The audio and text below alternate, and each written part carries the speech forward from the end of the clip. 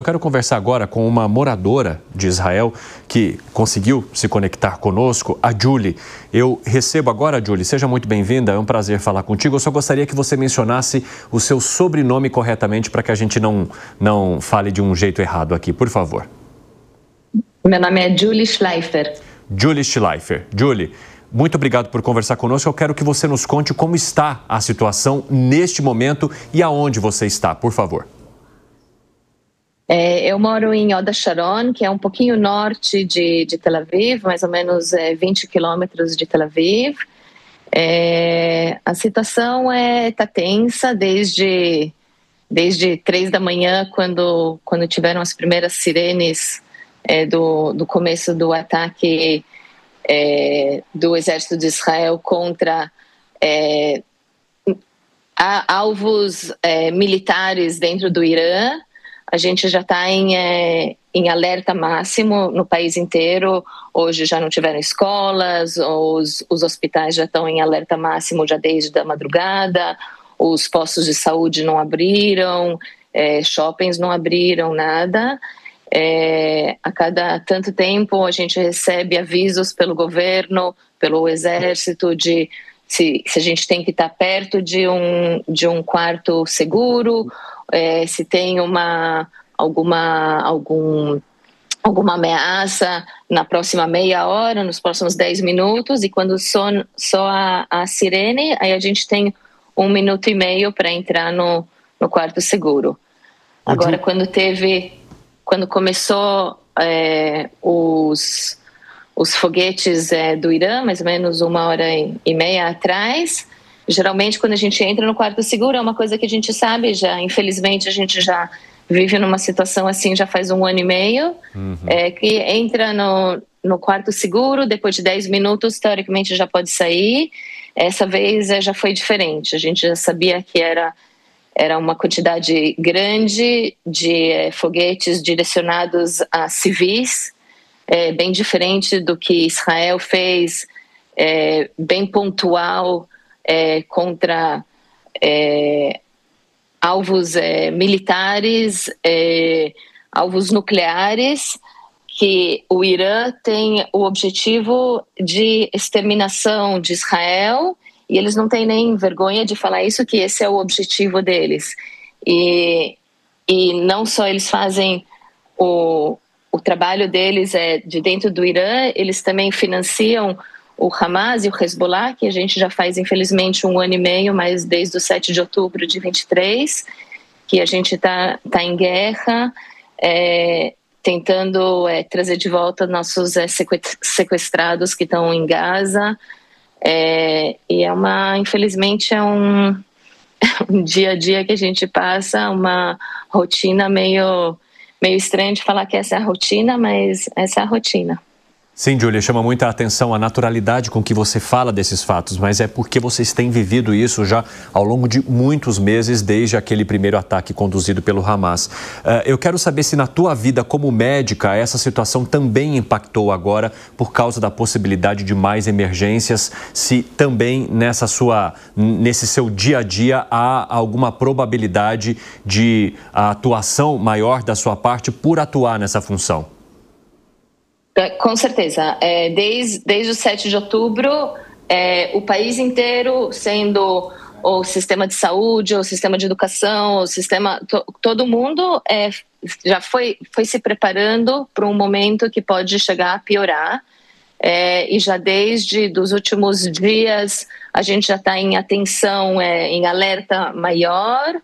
E já desde ontem, das 3 da manhã, quando a gente entrou aqui, a gente já foi acionado assim para dentro do que a gente chama de War Room, que é onde tem cada centro ou de saúde ou de educação, onde tem o seu grupo. Então, eu, na verdade, no centro onde eu trabalho, que na verdade, é um centro é um distrito bem grande, que cobre quase 1 milhão de habitantes. Eu sou a encarregada médica, então já hoje a gente, por exemplo, não abriu já as clínicas, os ambulatórios estavam todos fechados. Por sorte, era uma sexta-feira, que é como um meio-dia, assim, como um sábado, e amanhã é sábado, que é como um domingo, então quase tudo está fechado já de qualquer jeito, mas a gente já está se preparando para no domingo não abrir os consultórios e fazer o que a gente junta. Em cada cidade ou em cada distrito a gente tem um consultório grande onde a gente vai colocar toda a equipe médica para dar atenção para toda a população de uma região. Então, assim, com certeza a gente está em outro patamar de atenção, de alerta. A gente não sabe, obviamente, o que a gente está planejando para domingo, não dá para saber realmente o que vai ser. Cada 2, 3 horas a gente se junta de novo, conversa, vai falar, agora a gente faz isso, isso e isso, então para as próximas horas a gente vai fazer isso.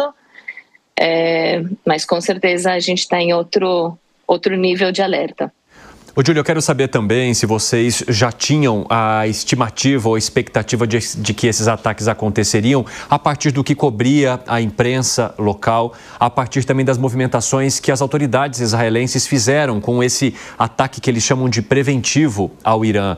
Essa situação já começou a ficar tensa dias antes dos mísseis de fato atingirem mais uma vez Tel Aviv e outras regiões aí de Israel?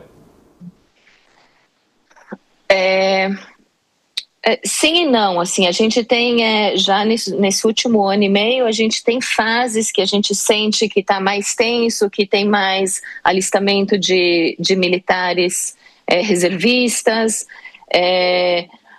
a parte do sucesso do ataque pontual dessas bases militares no Irã foi exatamente isso, que não foi uma coisa aberta, não foi a população não faz parte das decisões. Tanto hoje na TV falam que eram umas coisas, uma gabinete muito muito pequeno, assim, que sabia realmente, mas não é uma coisa que se prepara de hoje para amanhã, é uma coisa que há meses estão se preparando para uma defesa. A gente realmente tem medo do que o regime do Irã pode fazer para Israel, que o objetivo deles é a eliminação de Israel. Então, o que a gente tem que fazer é se defender. Se defender antes do que eles atacam uma bomba atômica. Uhum. Ô, Julie, eu quero aproveitar parte do trecho que você nos contou e discutir isso um pouquinho com o professor Marcos Vinícius, que está conectado conosco também, e eu já volto a falar contigo rapidamente. Professora, a Julie mencionava para a gente que a diferença dos ataques, ou o que chamou a atenção da população em relação aos ataques do Irã, são os alvos, e os alvos são locais muito populosos de Tel Aviv, diferentemente do que divulgariam as autoridades israelenses em relação aos núcleos militares que foram atacados no Irã. O quanto os alvos populares, as regiões com maior densidade populacional, podem significar algo diferente na retaliação que viria de Israel, porque Israel, digamos assim, já está com seu orgulho ferido desde o momento em que o Hamas invadiu aquele território lá em outubro de 2023, matando aquelas pessoas. O governo israelense já está sendo muito cobrado pelos reféns que ainda não foram entregues. O quanto o nível desse ataque do Irã pode modificar as decisões tomadas por Israel em relação às estruturas e não apenas à população? Veja, é uma situação complexa, porque aqui você tem que levar em consideração o público doméstico e o público internacional. Pois é. Não é? E aí são duas perspectivas diferentes. Claro que na questão doméstica, o ataque a civis, e toda guerra a gente sabe que existe sempre a fatalidade dos ataques civis, e isso pode...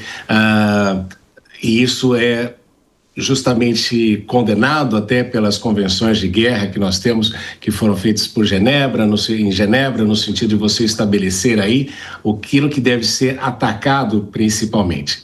Mas se por um lado o Estado de Israel e o governo de Israel pode ter e utilizar isto como argumento, por outro lado você tem a ação do Estado de Israel em Gaza, onde justamente toda essa questão civil, e os números, muita gente pode dizer que são o governo que manda, que emite esses números, mas nós não podemos esquecer que você tem a Cruz Vermelha, Médicos Sem Fronteiras, todo mundo confirmando isso, mas as ações do Estado de Israel, as ações do governo de Israel, do governo Netanyahu, quando chega na questão de Gaza, aborta simplesmente toda e qualquer questão no quanto a gente fala desse respeito aos alvos somente militares, né? Aí vai se contar toda a história de que eles se escondem por detrás disso, atrás de escolas, de hospitais, esse tipo de situação. Mas então é por essa razão que fica complicado e talvez aí o Irã possa perder a autoridade na sua atuação, pelo fato de ter atingido alvos civis, mas fica complicado aí, perante a comunidade internacional do Estado de Israel, querer dizer que um atua de um jeito quando faz em outra situação algo muito parecido. Então, esse que é o problema da questão de dois pesos e duas medidas. Infelizmente, né, o que nós observamos é que a humanidade durante muito tempo lutou para criar justamente as convenções de guerra para que somente alvos de natureza militar fossem atingidos, mas isso, infelizmente... Sim. Nós estamos acompanhando agora duas imagens, né? Uma imagem ao vivo aqui do lado direito, se não me engano, essa imagem da esquerda são imagens recuperadas do momento em que esses mísseis balísticos atingiram, então, as áreas de Tel Aviv e outras partes também de Israel. Vejam só, esses ataques que foram conduzidos pelo Irã nesta sexta-feira e que atingiram, em sua maioria, regiões de população, prédios com pessoas, tanto que nós acompanhávamos há pouco o trabalho também feito pelas autoridades israelenses para evacuar os locais, para retirar as pessoas, para isolar esses espaços que foram destruídos por mísseis balísticos, mais de 100, segundo as informações que temos até aqui, e drones que foram enviados do Irã para Israel. Vejam só o quanto isso vai atingindo as estruturas, prédios muito altos que há em Tel Aviv. Também houve ataques em Jerusalém, 7 pessoas ficaram feridas lá, já são mais de 40 pessoas feridas no território como um todo, então há um trabalho intenso também com a Julie, que é médica e atua naquele local, com uma interferência bastante grande nessa rotina por conta dos ataques que devem continuar, porque Israel disse que também não abrirá mão de atacar as estruturas iranianas depois que esse conflito escalou. Aliás, Julie, eu quero voltar a conversar contigo porque o Alan Gani tem uma pergunta para você. Fala, Gani. Boa tarde, Julie. Boa noite aí.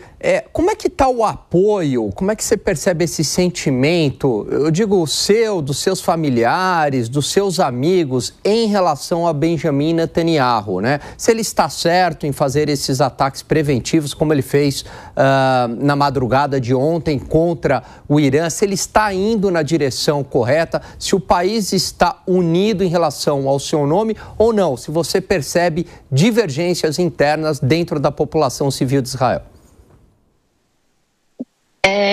Boa noite. Assim, divergência política sempre tem.